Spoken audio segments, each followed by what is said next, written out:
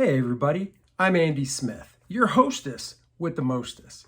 I'm a 30-year comic book veteran, having worked for Marvel Comics, DC Comics, Image Comics, Cross Generation, Ominous Press. You name it, I've probably worked for them. And I do other things art-wise outside of comics in the field of advertising. I've also written some books on drawing comics you might have seen. Drawing American manga superheroes, Drawing Dynamic Comics was my first book. And I also did the handy little How to Draw Superhero sketchbook where all you need is a pencil because you do all the work right inside the book. Enough about that. This is the Book Look series. The Book Look series is where I grab a book off my library. You can see the tons of books I have behind me. And I go through it page by page with you so you can see if it's a book that you might want to buy. I like to know what I want to buy before I buy it, and I feel this is a way to give you some insight into these books. So join me for today's book look. Thanks. Well, hello everybody. This is Andy Smith, your hostess with the mostest and 31-year veteran of the comic book industry, with another book look in this episode, this exciting episode.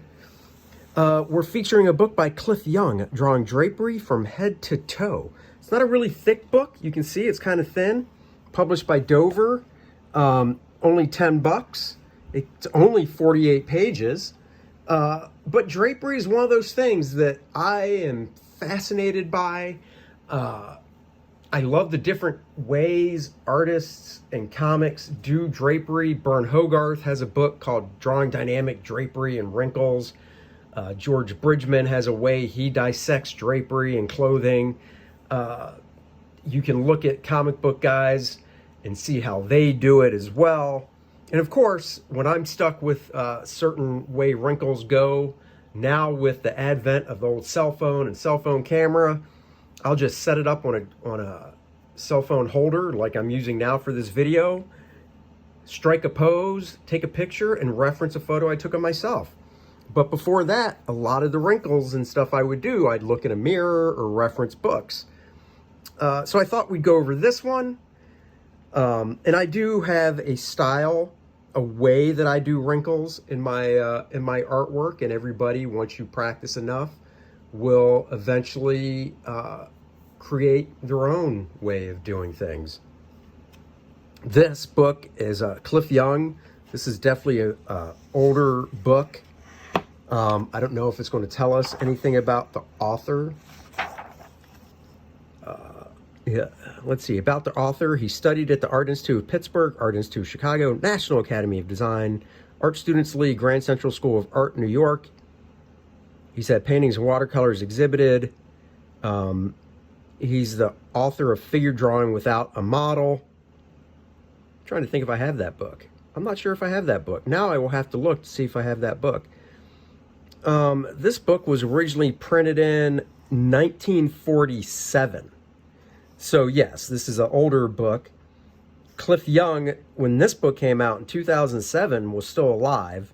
He was born in 1905. So yeah, this is definitely more old school principles, but clothing styles might change, but the way the wrinkles fall don't. So let's check this out. He goes into a little bit about how clothing is made and stuff, so that's pretty cool. From cloth to clothes. He's talking about drapery here and how it falls just on simple surfaces like a square table or a round table. Drapery in action when it's being pulled from two corners. I love this because it's a nice comic book font. Hell, back then this was all probably hand lettered. I wouldn't be surprised. But you know, you have the different types of folds, and he describes them and shows them in quote-unquote action. I mean, that's like a cape right there, how a cape would hang off the back of a hero. And crushed folds, so basically if you have a piece of cloth stretched out, then you crush it together like these hands are doing. So like baggy jeans, a baggy shirt with a sleeve that's really long and bunched up at the wrist, you know, twisting folds. He does have photographs in the book, so you can see different examples and then the drawings that go along with them.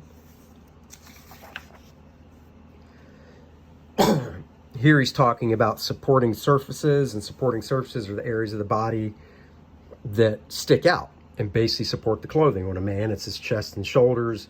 Right here at his waist. On a woman, it's her breasts and chest as well, her hips, the buttocks, of course, and then the legs when they're bent up, as you can see. I like this book. It's a lot of drawing, not a lot of text. I love the undergarments. Now, this is old school. I mean, I you know, boxers or briefs, cool, but I don't know anybody that wears a tank top underneath anymore. Look at that. That is, that's what they deemed as sexy back in the day, I guess, for the old woman. Slips for under a dress. You must wear a slip under your dress. Night clothes. We call those pajamas. Talking about the shirt and how, you know, basically if you had pants on, it would be tucked in. So this is what you would see above the belt, but it still goes below the belt as well, and how it pinches up and stuff when it's tucked in. Movements here when the arm swings up. I love all this stuff. I love pulling these books out and doing these book looks for you guys, because I see this stuff and I think to myself, I need to keep this book next to my desk. So when I'm like, for some reason, having a brain fart on doing wrinkles in clothing, I can just pick this book up and easily reference it. Here he's talking about sweaters and vests. So he's going into different types of clothing. The suit jacket for a man and woman. Longer jacket as well. This is great. The jacket's obviously buttoned up, but you can see the pulls and stuff. And he's indicating obviously a light source. And then of course on the woman as well. So, you know, don't dismiss this book if you're looking at it going, oh, that's not the way I want to draw comics. That's not really stylized. I want to be more stylized and whatnot. No. If I were to draw these wrinkles, it would look like the way I draw, not like this.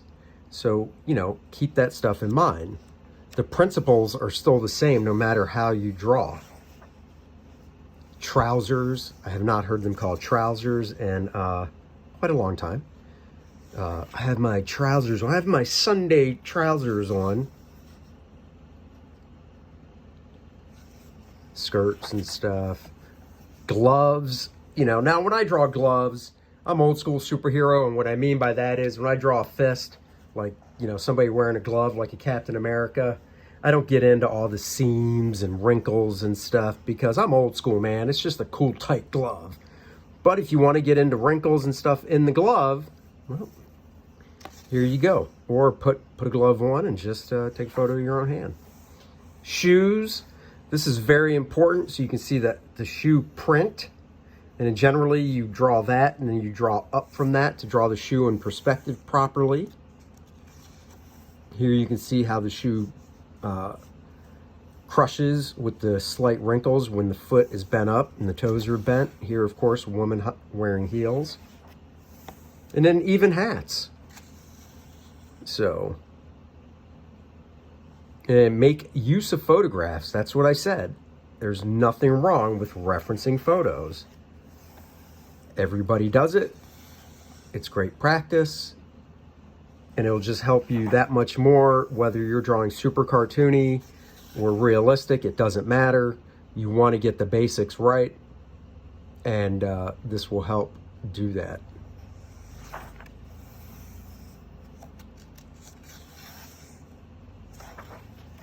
And we're getting to the end of the book here. So just different poses and stuff with, you know, pulling, crushing wrinkles, crushing here as he's being bent. These are pulling wrinkles. And then we end with Superman using his X-ray vision on Lois Lane. So there you go, Superman. Now, if you ever want to know what Superman saw when he looked at Lois Lane and her business attire, now you know. So there you go, guys. I hope you enjoyed this book look of drawing drapery from head to toe. I have been your hostess with the mostess. That does not mean I'm going to go eat a Twinkie, but maybe I will. I don't know. Let's do this. Andy Smith, 32-year veteran, 31-year veteran of the comic book industry. Please go check out my project, First Man. It's great superhero fun and adventure. PG-13, I'd say, is a rating. You'll love it. There's a link in the description below. Go check it out. You can see some of the artwork. Become a backer. Reserve your copy of First Man today. And I will see you guys next time on another book look. Bye, guys.